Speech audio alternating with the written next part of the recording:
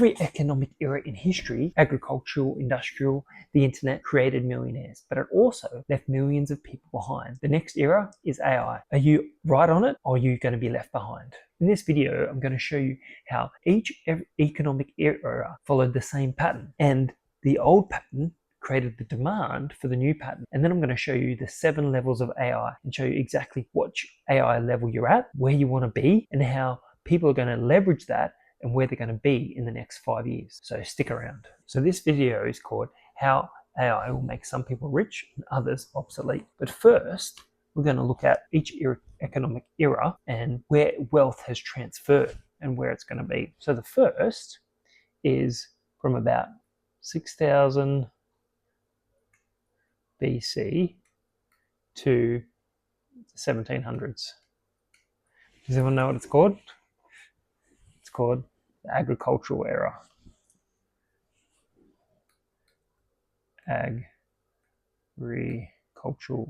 Agricultural age. Right? And in this age, land equaled wealth. Right? This is where we get the term landlord or real estate agent. Landlord. The lords used to own the land, right? And they would rent it out to the peasants, and the peasants would work the land. And the lords and the ladies were rich because they owned the land. The peasants and the lords would let them keep enough money to stay alive so they could work the land. That's where we get the concept of landlord from, right? In the industrial age. And whoever owned the most land, they were the wealthiest. The kings, the queens, the ladies, the lords, etc., right? The next is from the 1700s to about 1970, right? And this is the transformation into the industrial age.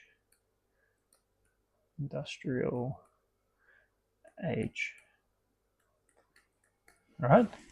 And we as humans, it went from those who own the land, that own the wealth, to those who own the machines. So they created the machines to work the land. So they didn't no longer need the peasants, and they needed the factories and the machines to create wealth, right? And so it went from earning large, the wealth went from large land, fertile land, to hard, rocky land, where they could create factories and machines, and that's where it transferred from the farms into the industries. The machines created the wealth. That's where the wealth was, right? Went from the land to the machines. Okay, what was created in 1970? So the next one is 1970, and it's the computer age.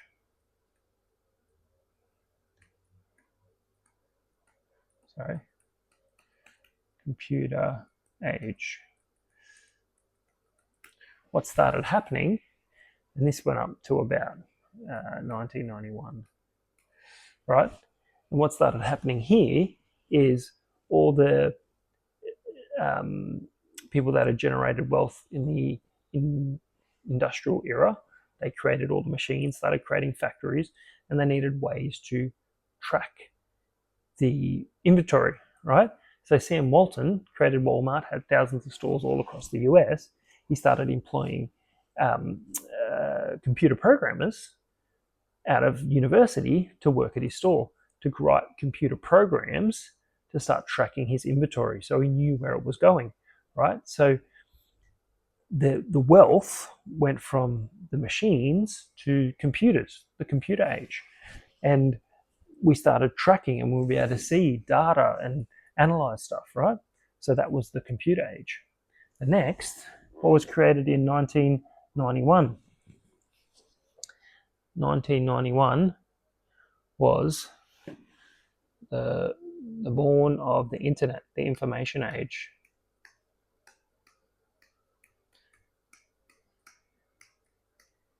Right?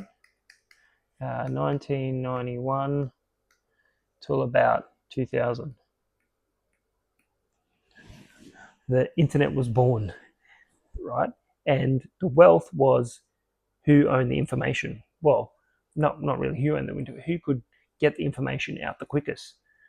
People like Google and Yahoo, all these search engines was born. The information flow, that was who owned the wealth, who dominated in the wealth space.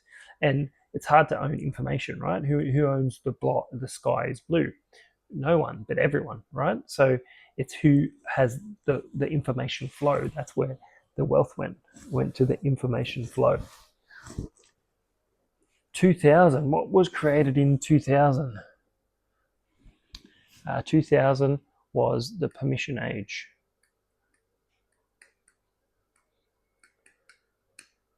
Permission age. What was really born in, this was 2000 to about 2008, right? Here we had the birth of social media, YouTube, Facebook, Instagram, Twitter. All this became accessible, and we no longer needed to have permission to create news, media, share things. We had permission. We no longer needed to go to a record label to record an album and start sharing my songs. I had permission, I had availability of software, apps, and I could record and distribute my own songs, right? I didn't need the permission of someone else. To become a writer, I could just write. I had permission. It was opened up to me. What was birthed in 2008? Most people would say the smartphone, the iPhone, right? Steve Jobs launched the iPhone in 2007. But really, what was launched in 2008 was the partnership age. Partnership age. All right. This was about 2008 to 2016. What was launched in 2008? The App Store. The App Store was launched in 2008, and it was the beginning of the partnership age, where large corporations said, well, we'll partner with you. Places like Uber, places like the App Store said, we'll partner with you. If you, Amazon, all these were birthed out of the partnership age. If you put your product on our shelves, we'll give you 60, 70% of the commission, and we'll sell it, we'll market to our customers. And this is really the partnership age. And it was to about 2016. Now, 2016 to really birthed the attention age. Attention age, right? It was about 2016 to about 2020. This was the birth of influencers, creators, content creators. These were, attention became the new currency in the attention age. Then we had the birth of, well, a little bit later, but really we had the birth of AI in AI age. This, 2019, 2020, 2021, that was really the birth of the AI age. And what can you notice about all these economic eras? Let me know in the chat. Can you see a pattern? Each one's getting smaller and smaller, all the way up into the AI age. And what you also can notice is that the previous era made room or birthed or created demand for the incoming era. Right? And the agricultural age at the start here, at the agricultural age, we work in the land, and then we realized, we need machines will make this work easier. We had to do it greater speeds, greater capacity. So we made machines. Then the machines were doing such a great job in distributing, we needed to distribute them. So we needed computers to track them, right? That's the computer age. Then, because we were having so much computing and data, and we needed the information, the birth of the internet, where we could share worldwide. Because of that, because we're sharing data worldwide, we wanted permission. We didn't want to wait for the news to be put something out. We didn't want to wait for a record label or a what do you call a publisher to publish my book. I wanted permission to do it, so we created all these things became a permission, and because of that, because we had permission, it birthed the partnership age, where large businesses were like, we're going to partner with you. You create an app for my app store. You be a driver for Uber, and we'll market. We'll do the work for you, and we'll give you most of the income. Then that birthed the attention, because people were like, look at all this stuff we're doing. And then that birthed the AI age. Okay, now we're going to look at, now that we're in the AI age, we're going to look at the 7 levels of AI. Okay, I'm going to start at number 2. Number 1 is a question mark. Number 2. And this is like the most basic level. Answer bot AI. This is where literally you put in AI, how do I do this? And it gives you an answer. Can you write this email for me? It gives you an answer. That's the real basic. That's the starting point. We've got to start somewhere. So it's not a bag you out. It's just a acknowledgement. We've got to start somewhere. Okay. Number 3. Number 2, but number 3. Assembling assets. AI. This is where you actually create assets that can produce income. Dan Priestley says income follows assets. So if you can create an asset, you can create income. So you can use AI to help you build an asset, build a business that can create an asset for your assets, right? How many assets do you have? How many can you develop?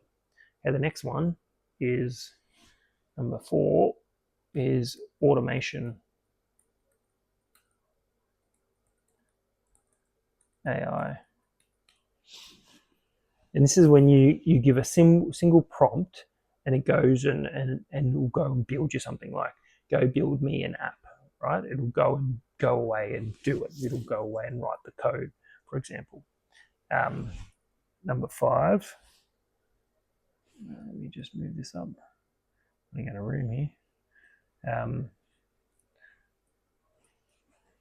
Number 5 is Agentic AI.